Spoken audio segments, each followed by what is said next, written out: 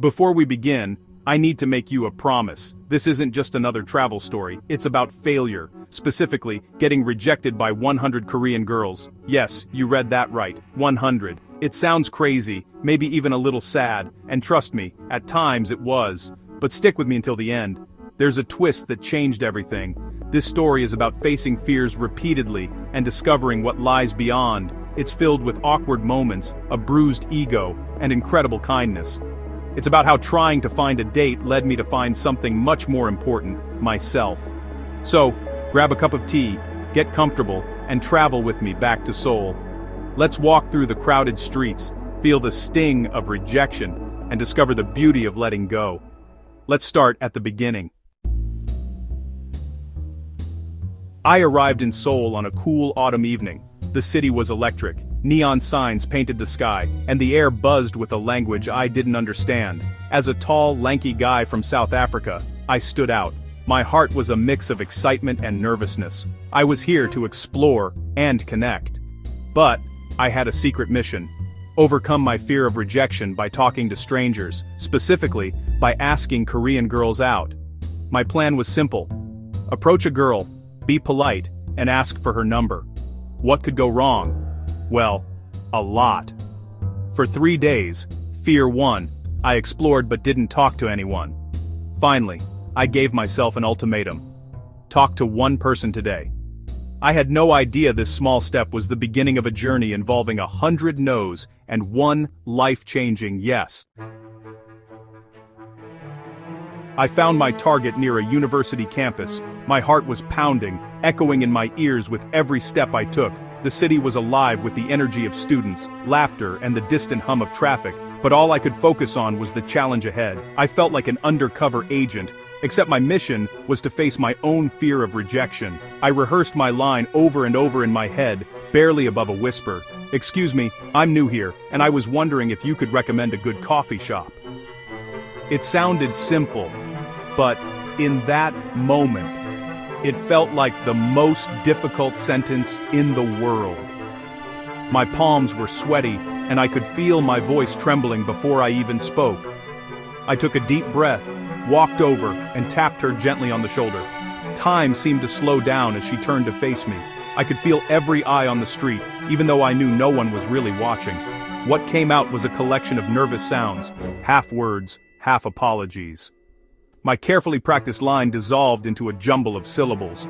I could see the confusion flicker across her face, and I wished I could disappear. She pointed to a Starbucks 10 feet away, smiled politely, and walked away without another word. It was over in seconds, but it felt like an eternity. I stood there, feeling exposed and foolish, as if everyone had witnessed my failure. Rejection number 1. Quiet, efficient, and utterly crushing. It was like being hit by a wave you never saw coming. I tried to shake it off, but the sting lingered.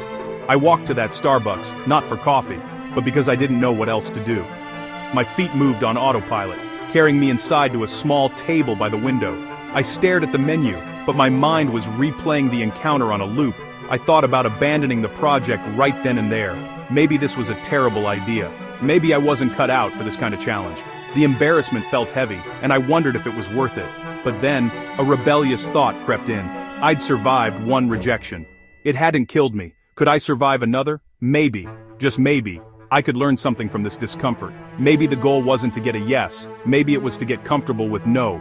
To build resilience, one awkward encounter at a time. I realized that every no was a step toward something bigger than just a coffee recommendation.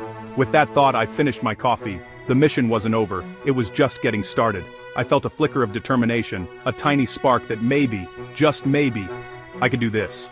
I had 99 more to go, and with each one, I hoped to find not just courage, but a new version of myself waiting on the other side of awkwardness. By rejection 17, my approach had changed. I was no longer just a hopeful romantic wandering the streets of Seoul. I was on a mission, and every no became a data point in my own social experiment. Instead of feeling defeated, I started to observe my reactions, almost as if I was watching someone else's story unfold. I was a scientist conducting a strange experiment, jotting down notes in my journal after every encounter. Each interaction became a case study, and I started to notice patterns in my own behavior and in the responses I received. In a bookstore, I had a lovely conversation about literature. We talked about our favorite authors, and for a moment, I forgot about my mission entirely. It felt genuine, like two people simply connecting over a shared love of stories. I asked if she'd like to continue over coffee. She had a boyfriend. Denied. But instead of embarrassment, I felt a strange sense of relief. The world didn't end. She smiled, I smiled, and we both moved on. But this time, it was almost funny. I found myself chuckling at how seriously I'd taken it all before. The sting of rejection was fading, replaced by a growing sense of amusement rejection. 34 taught me about language barriers. I'd practiced my Korean, but nerves got the better of me and my words tumbled out in a jumble. I accidentally said, "Your shoe is a handsome vegetable."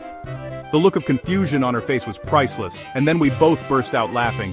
It was a moment of pure, shared humanity. We laughed, and they taught me the correct phrase. Suddenly I wasn't just a stranger, I was someone they could help, and we all enjoyed the moment together. These little mistakes became the highlights of my journey. Rejection 58 was about timing. I approached someone who seemed relaxed, but she was actually in a hurry, glancing at her watch every few seconds. I realized that sometimes, it's not about me at all. I offered to take a selfie for a girl, thinking it was a friendly gesture. She hesitated, then politely declined. She was meeting her fiancé. I quickly exited, feeling a little awkward but also amused at my own timing. Sometimes, life just throws you curveballs. Through all this, I saw a pattern. Rejection wasn't as bad as the fear of it. The anticipation was always worse than the reality. Each encounter, no matter the outcome, made me braver. Each no chipped away at my ego but built a new kind of confidence. I started to see myself not as someone who failed, but as someone who dared. The mission was no longer about getting a date. It became about understanding people and, more importantly, understanding myself.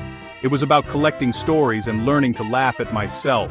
In the end, the funniest moments were the ones where I let go of my expectations and just enjoyed the ride. The day I went for number 100 was gray and drizzling. I chose a quiet park, looking for a fitting end to my experiment. I saw a woman sketching and felt a small flutter of nervousness. I complimented her art, and we chatted naturally. I asked if she'd like to get coffee and talk more about art. She smiled apologetically and said she couldn't. Number 100, a century of no. I felt nothing. No sting, no disappointment. Instead, I felt peace. I had faced my fear 100 times. I smiled back, thanked her, and walked away feeling like a winner. The rain stopped, and the sun peeked through the clouds. I felt lighter than I had in years. I walked out of that park with no plans. The project was over. I decided to celebrate by going to a PC Bang, a massive gaming cafe. I was terrible at the game, laughing at my incompetence. A guy next to me laughed too. His name was Min Jun. We talked about the game and everything else. He showed me how to play, and we went for Korean barbecue. We talked for hours, and he introduced me to his friends. Suddenly, I was surrounded by people eager to include me. There was no pressure, no agenda, just friendship. The twist. I spent a month forcing connections, but the moment I gave up, genuine friendship found me. It wasn't romantic. It was something better, genuine human connection. The weeks that followed were the best part of my trip. Min Jun and his friends adopted me into their circle. We explored Korea beyond the tourist maps. I wasn't a tourist anymore. I was a friend. I learned about Jong, a deep, loyal connection. The rejections taught me resilience, but these friendships taught me belonging. My confidence blossomed from being accepted for who I was. I stopped seeing people as a means to an end. The best connections happen when you're just living your life. Being authentic. That barbecue dinner with Min Jun was more valuable than 100 yeses. What's the moral of this story? It's easy to think that travel is all about the places you go, the sights you see, and the people you meet. But if you look a little deeper, you'll realize that the most important journey is the one that happens inside you. The journey we think we're on, chasing adventure, seeking connection, or searching for love, is often just a cover for the journey we truly need to take. It's about discovering who we are when we're far from home, when we're out of our comfort zone, and when things don't go as planned. I thought I was on a quest to find a date, to meet someone new and exciting, to have a story worth telling. But as the days went by, I realized that what I was really searching for was something much deeper. I was actually on a quest to find confidence and resilience, to learn how to face rejection, to keep going when things got tough, and to believe in myself even when the world seemed to say no. The 100 rejections I faced weren't failures. They were lessons in disguise. Each no was a stepping stone, teaching me something new about myself and about life. They taught me that the world doesn't owe you a yes, and that's okay. In fact, it's liberating to realize that you can survive disappointment and come out stronger on the other side. The most beautiful parts of travel aren't on an itinerary. They're the moments you never expected. The laughter shared with strangers, the kindness of locals, the surprises that make you feel alive. They are in spontaneous conversations and unexpected friendships, in the connections you make when you let your guard down and open yourself up to the world. Resilience is about getting back up, dusting yourself off, and trying again. It's about not letting setbacks define you, but using them as fuel to keep moving forward. And sometimes, it's about finding humor in your stumbles, learning to laugh at yourself and not take life too seriously. The real destination isn't a place on a map, it's a new way of seeing the world, and a new way of seeing yourself. It's about growing, changing, and becoming more than you were before. Don't be afraid of no. Embrace it. Every rejection is proof that you're putting yourself out there, that you're brave enough to try. Rejection is not the end, it is a redirection. Sometimes, the path you thought you wanted isn't the one you need, and that's where the magic happens. The goal is to become the kind of person who is not afraid to fail, who sees every setback as a chance to learn and grow, and who keeps moving forward with hope and courage. That's where true freedom is found, when you realize that the real journey is within, and that every step, every stumble, and every no is leading you to a stronger, wiser, and more authentic version of yourself.